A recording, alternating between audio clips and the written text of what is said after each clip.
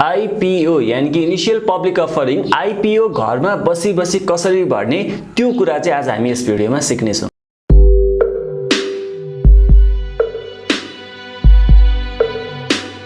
अब तपाईले यहाँ हाम्रो डेस्कटपको स्क्रिनमा हेर्न सक्नुहुन्छ। पहिला सुरु मेरो शेयरको वेबसाइटमा जानुपर्छ र त्यसको लागि पहिला सुरु डाइरेक्ट युआरएल हाल्न सक्नुहुन्छ meroshare.cdsc.com.np है।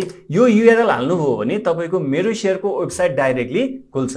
र अर्को अप्सन के छ भने यदि तपाईलाई युआरएल हाल्न अप्ठ्यारो लाग्यो भने गुगलमा गएर मेरो शेयर भनेर सर्च गर्न सक्नुहुन्छ र जुन सर्च गर्दाखेरि जुन रिजल्ट आउँछ फर्स्ट नम्बरमा र्याङ्क भएको वेबसाइटलाई सिलेक्ट गर्नुभयो भने तपाईको मेरो शेयरको वेबसाइट खुल्यो है। र अब मेरो शेयरमा पहिला सुरु तपाईको यहाँ देख्न सक्नुहुन्छ डिपोजिटरी पार्टिसिपेन्ट्स अथवा डीपी भनेर देख्न सक्नुहुन्छ। यहाँ चाहिँ तपाईले तपाईको डिम्याट कहाँ गएर खोल्नु भएको, कुन क्यापिटलबाट खोल्नु भयो हो त्यसलाई सिलेक्ट गर्नुस्। जस्तो हाम्रो ग्लोबलबाट छ, हामीले ग्लोबललाई सिलेक्ट गर्यौं। त्यसैगरी यहाँ युजर नेम छ र पासवर्ड छ। यो चाहिँ तपाईले मेरो शेयरको फर्म भरिसके पछाडी तपाईको इमेलमा जहाँबाट डिम्याट खोल्नु भएको थियो अथवा जहाँबाट मेरो शेयर खोल्नु भएको थियो उनीहरुले तपाईको इमेलमा पठाइदिने हो र त्यहाँबाट तपाईले आफ्नो युजर नेम र पासवर्ड टाइप गरेर अब लगइन गर्न सक्नुहुन्छ। हाम्रो यहाँ लगइन भइसकेको छ र पहिला सुरु तपाईले आईपीओ भर्नको लागि चाहिँ यो लेफ्ट साइडमा देख्न सक्नुहुन्छ माई आस्पा भन्ने अप्सन छ। देख्न सक्नुहुन्छ माई आस्पा। यो माई आस्पामा गएर तपाईले क्लिक गर्नुभयो भने तपाईको यहाँ फर्दर 4 वटा अप्सनहरु खुल्छ है। Apply for issue, current issue, application report, old application report. Application report र ओल्ड एप्लिकेसन रिपोर्ट भनेको चाहिँ यो भन्दा अगाडि जुन जुन कम्पनीमा आईपीओ हाल्नु भएको थियो त्यसमा शेयर पर्यो कि परेन, आईपीओ पर्यो कि परेन भनेर चेक गर्नलाई चाहिँ तपाईले यहाँ जान सक्नुहुन्छ। र आईपीओ हाल्नको लागि जुन कम्पनीको आईपीओ खुलेको छ त्यो आईपीओ हाल्नको लागि चाहिँ तपाईले यहाँ एप्लाई फर इस्युमा जानुभयो भने त्यो यहाँ अप्सनहरु देखाउँछ। र अहिलेलाई चाहिँ कुनै पनि कम्पनीको अर्डिनरी शेयर खुलेको छैन। हामीले यस भिडियो बनाउँदाखेरि र यो भिडियो रेकर्ड गर्दाखेरि एउटा डिबेन्चरको खुलेको छ है। जस्तो डिबेन्चरलाई चाहिँ हामी ऋण पत्र भन्छौं, यो शेयर चाहिँ हैन।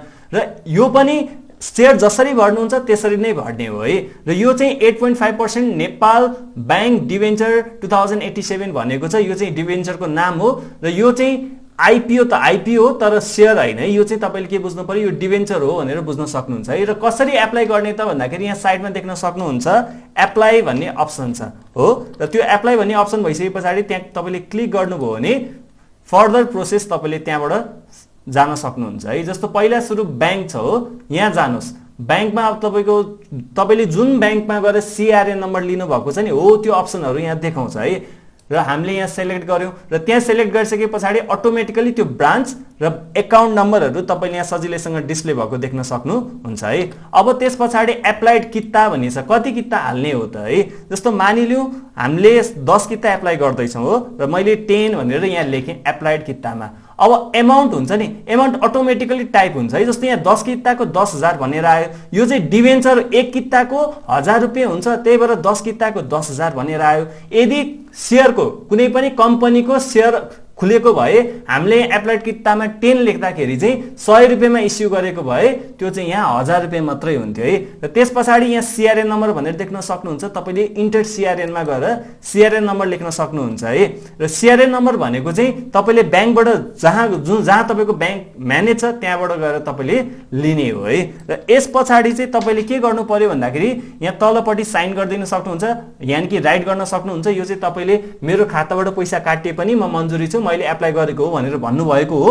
र यसपछि तपाईले के गर्नु पर्यो, प्रोसिड गर्नु पर्यो है। र प्रोसिड गरिसके पछाडी यहाँ 4 डिजिटको ट्रान्ज्याक्सन पिन तपाईले इन्टर गर्नुपर्ने हुन्छ। र त्यो गरिसके पछाडी तपाईले एप्लाई गर्नुभयो भने यहाँ एप्लाई भन्ने अप्सन छ, त्यो थिचिसके पछाडी अटोमेटिकली तपाईले आईपीओ आवेदन गर्नुभएको सक्सेस हुन्छ।